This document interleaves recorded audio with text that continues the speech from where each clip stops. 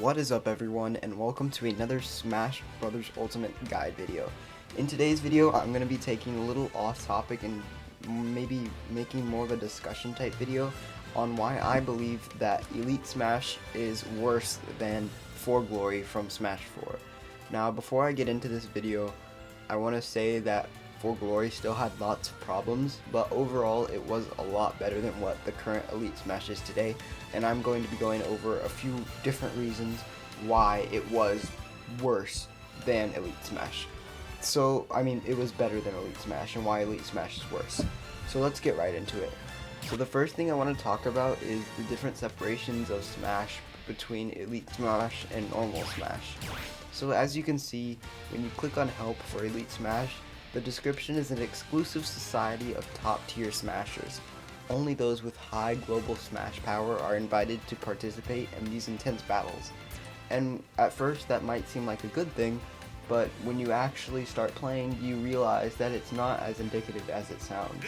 So after lots of hard work, I did eventually manage to get every single character into Elite Smash, and I can make a video on the best way to do that as well in the future. But I want to talk about how it is to get into Elite Smash, and I'm going to be using DLC characters as an example. So when you first get a DLC character or a new character in the game, it's already at a set GSP. So if the Elite GSP, I think my lowest Elite GSP right now is like Sheik. The Elite GSP right now is about 8 million. So if you're below 8 million, you're probably right on the cusp of Elite Smash. So the character that you get will be at around 7,600,000 GSP. So you only have to win a few matches to actually get up to a certain amount of GSP. But when you lose a match, you drop more than you actually gain. So the ranking system doesn't evenly balance out. So if you lose one game, you might have to win 3 games to get back up to where you once were. So it doesn't really make much sense in the aspect of if you're playing a character, for example, some of the last characters I got into Elite Smash were Ice Climbers, Lucas. I think for the longest time I struggled with Ryu. Some of these characters that require a little bit more expertise when playing them, especially online. If you can't really get like a streak of winnings, you're never going to actually get into Elite Smash. And then there's the one, I think this is probably the most frustrating part, is that you kind of feel pressured to not play certain characters. For example, if I play Sheik and lose, I'm out of Elite Smash, right? I can't, there's no gap. It doesn't put you in the middle of Elite Smash, so you have a few chances to lose before you're out of Elite Smash, and you realize, okay, I need to get better with this character because I can't stay in Elite Smash. No, it immediately kicks you out of Elite Smash, and then now you have to get your way back into Elite Smash. So you're thrown into this constant loop if you're playing a character that you're not great with, of get into Elite Smash, lose, get out of Elite Smash, play a game and win, get back into Elite Smash, lose the next game, and then you're back out of Elite Smash. So you're stuck in this constant loop.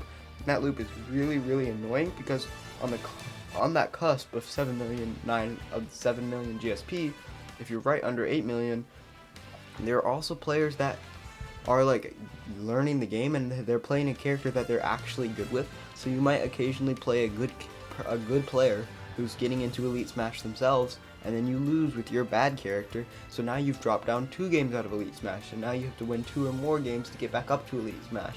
So unless you're playing, oftentimes when I feel like playing Sheik, I'm just like, nah, I can't play Sheik, because if I lose with Sheik, if I'm not playing my best Sheik, then I have to drop out of Elite Smash, and I have to get Sheik back to Elite Smash. It's just this constant struggle of I need to keep all of my characters in Elite Smash. The other problem compared to For Glory is that For Glory you could switch characters in between matches.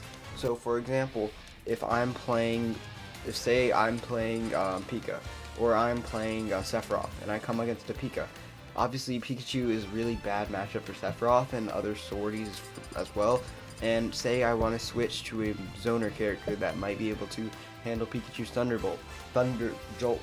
In this game I can't do that, so I'm just forced, if I want to play a best of 3, I'm just forced to get destroyed by Pikachu twice, and then the Pikachu leaves. There's no way to actually test your different characters out against good players, and say you find a really good player that you really want to practice against because they have a character in a matchup that you're not great with, so you want to switch to your main, even though you're playing a secondary or some random character, you want to switch to your main and see if you can actually beat them or practice a little bit. But you can't do that in this game because as soon as you leave, you're probably never going to find that player again. The only option you really have is to send them a friend request, and oftentimes people have already sent them friend requests or they just don't answer it. So you're just in this constant loop of if you play, and oftentimes I'll try to get some good practice in with, like, I've been practicing Sephiroth a lot.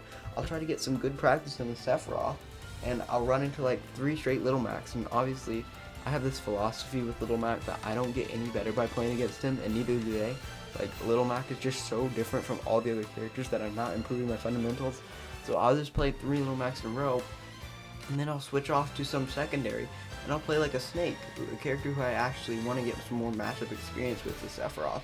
But I can't switch back to Sephiroth when I'm playing the Snake, because you can't switch in between games. So you're stuck in this like tunnel of only playing this one character, and you have to get lucky with who your opponent picks, because if you're not playing your character when you run into that opponent who picks a character that you want more matchup experience, and you're screwed because you can't switch characters.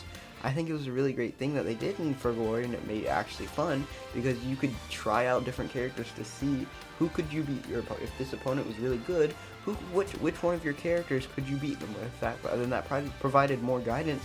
Okay, this character actually might be better than my sheep might be better than my villager, or something like that. Where you could actually test out your characters, and I think that's a big problem, because if I pick Palu and I beat down on some Little Mac who has higher GSP than me, I think it's like, my Palu is actually really good. But then I go lose to a Pikachu, a camping Pikachu with Thunder Jolt, but I can't switch to one of my other characters to see if they're actually better than my Palu. Then I'm kind of stuck, and I don't know which character is better, so I'm not really able to choose a main as easily. So that's probably one of the biggest problems. Another problem is like the actual way GSP works.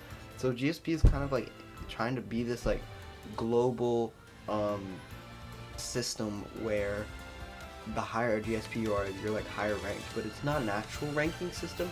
A bigger problem is that you lose more GSP than you win. So if you win 5 straight matches and you lose once, you're going to lose all of the GSP you gained from those 5 matches. So you basically have to never lose if you want to be on top of GSP. And another thing for GSP is that there's a lot of since it's not an actual ranking system, like if you win, you're going to, and the problem is that people with high GSP aren't really the best players. Like, the people with high GSP aren't always better players, they're just people who have better gimmicks.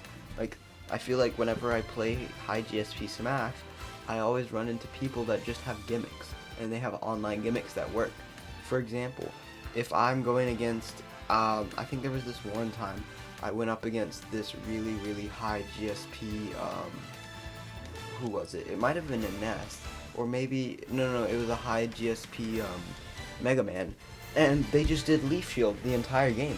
Like, they didn't have good neutral, they didn't know the kill confirms, like, you could tell that they didn't practice Mega Man kill confirms or setups or anything like that, or tech at all, but they just had that one gimmick, Leaf Shield, that was really annoying online to deal with, and I couldn't really do anything with the character that I was playing, and I couldn't test to see if my other characters could beat the gimmick online, because you can't switch characters compared to For Glory. And when you have that when you just run into those gimmicks, it just makes Elite Smash a lot more difficult to actually deal with. The other problem compared to For Glory is the preferred rules. As you can see, you have your preferred rules, and obviously I have it set on the standard 1-on-1s, 3 stock, 7 minutes.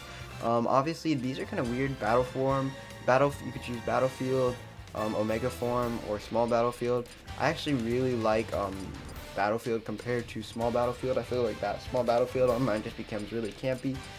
But even if you, and no items, but even if you have all these preferred rules, your opponent's preferred rules can sometimes override that. So it doesn't really make much sense in that aspect, because the preferred rule, like I could have all these preferred rules and be at really high GSP, and then I run into a Zelda that's running items, and I lose all of my GSP that I just gained after winning 5 matches.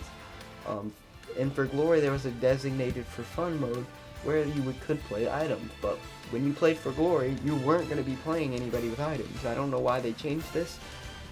My best reasoning for, and they obviously removed taunts, which means that in an attempt to make the game less toxic, I think all they really needed to do is remove the messages, so people couldn't message each other and like change their tag to message each other. But I think they should have kept taunts.